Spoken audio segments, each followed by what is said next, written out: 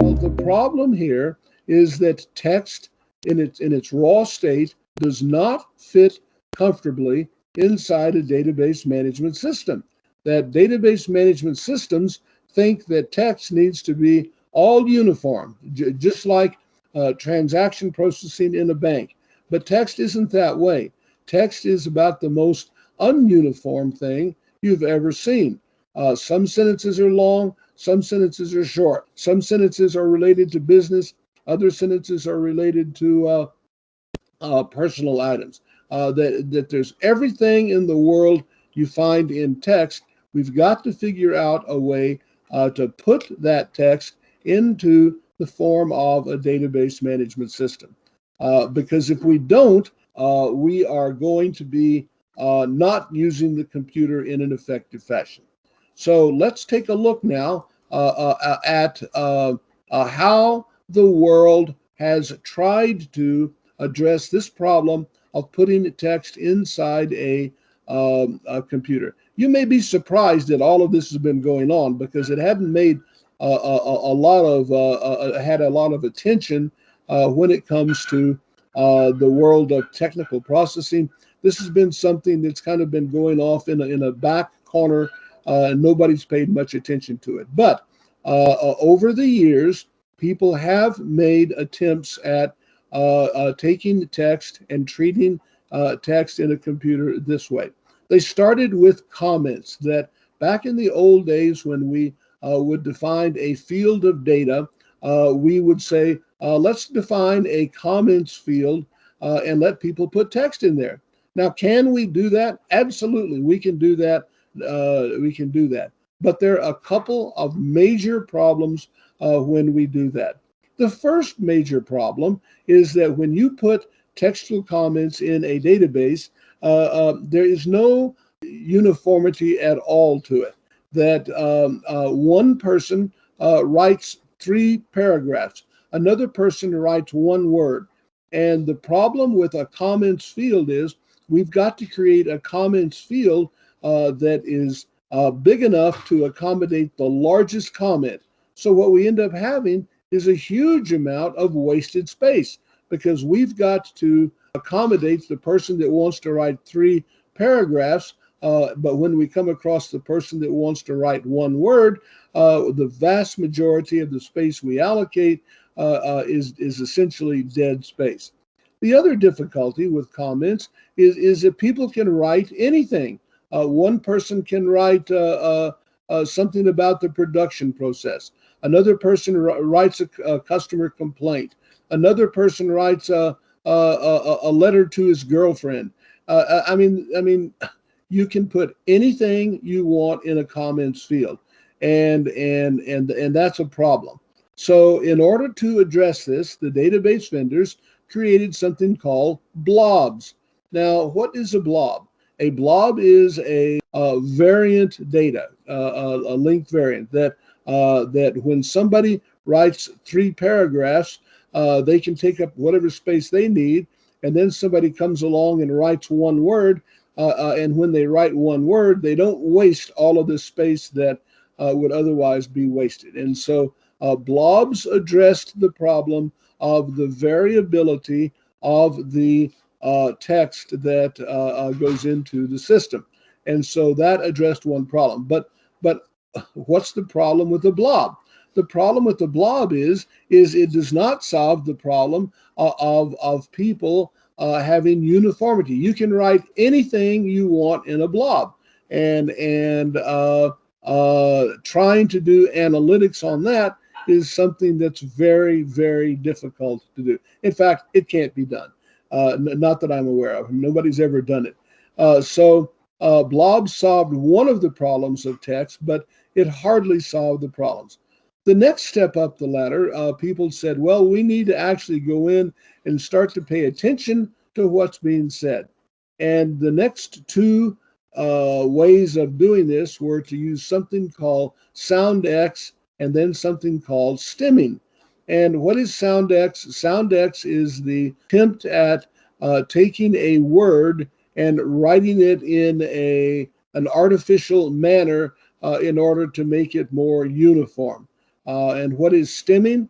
Stemming is the practice of looking at words and recognizing that words often have a relationship to other words based on the language construct. Stemming relates back to the fact that in a lot of languages, especially those languages that came from the Romans, many years ago, the Romans spread Latin to mostly to Europe and to North Africa. And when they did, Latin has the characteristic of having words that are related, having different endings. So when we talk about different endings, as a simple example, we can take the word move, and the word move is related to moving, mover, moves. So we can recognize that some words have a similar stems to the word. Well, sound X and stemming were really just the first step to looking at the content that's in text. And sound X and stemming are interesting exercises, but they don't really solve major problems. They kind of solve some problems, but not any real major problems. So we decided we needed to do something a bit more sophisticated than sound X and stemming. That took us to the world of tagging. Now, tagging was really the first effective step towards being able to manage and understand text. But even tagging had its limitations. The major limitation of tagging, and what is tagging? Tagging says we read through a document and we find certain words that are of interest to us. That's a simple definition of tagging. And so when we did tagging, we found out that in order to do tagging, we have to understand before we've ever read the document what we're interested in. So we have to be kind of like a magician that can read ahead. And the problem is, in real life, you can't do that. That in real life, you can't know what you're looking for because the person writing the document, they can write anything they want. They're not thinking about somebody analyzing what they're doing. And so there may be 15 different ways to say the same thing. And so the fact that for tagging to work, we have to have, it's called precognition. We have to know in advance what we're looking for. That turns out to be a major limitation of tagging. And then with the limitations with tagging in mind, we then had a technology that was a bit more powerful. We have something called NLP, natural language processing, and they use something called taxonomies. And with NLP and taxonomies, we can do a much more effective job of analyzing text. You can do textual analytics effectively with NLP and taxonomies. What is a taxonomy, by the way? Don't know if you've ever heard that term, but a taxonomy is merely a categorization of words. So we could have a word car, and a car could be a Porsche, a Volvo, a Honda, a Buick, a Ford. Those are all types of cars. Or we could have a tree. A tree could be a pecan tree, an elm tree, a linden tree, a mesquite tree. There's all kinds of trees. So it turns out that taxonomies are a good way to read and organize the text that we're operating on. And so we can do textual analytics with NLP. After NLP, that the world is just now discovering, we have machine learning. And machine learning is something that is still in its infancy. So what's the problem with NLP? NLP takes an interesting approach to words and organizing words. NLP is focused mainly on text and not on context. You see, when we deal with text, in order for us to understand context, to understand the text, we have to also understand context. If we don't understand context, we can't understand what's being said. And NLP does not do a very good job on context. Now, let me give you a quick example of what we mean by context, the way in which we understand words. So let me give you a quick example. Suppose two young men were standing on a corner of a street, and a young lady walks by. And one of the men says to the other man, "She's hot." Now, what do the words "she's hot" mean?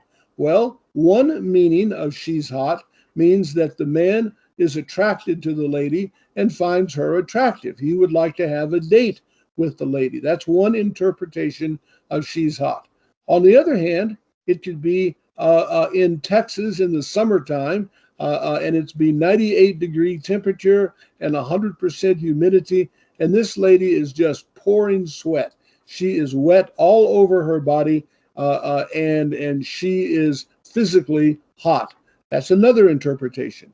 Or yet another interpretation is both of these guys are doctors, and the lady that's walking by has a case of COVID, and she has a temperature of 104 degrees, and she's internally hot. So when you see the words "she's hot," you don't know what they mean. It could mean anything. In order for you to understand what's being said here, you have to understand context. And once you understand context, you can determine, is the man attracted to her? Is she in Texas and walking around in the summertime? Is she in a hospital and has COVID? Because each of those things are very different, and the way we understand them is through context. Well, NLP takes the approach that you can gather context from the words themselves. And in fact, the way context is understood is through an external manifestation of the words, that you have to know who said it, you have to know where they're at, you have to know the circumstances around what was said in order to interpret things properly. The next step up the ladder is something called Textual ETL. And it's Textual ETL that allows you to understand text, to take text, understand both text and context,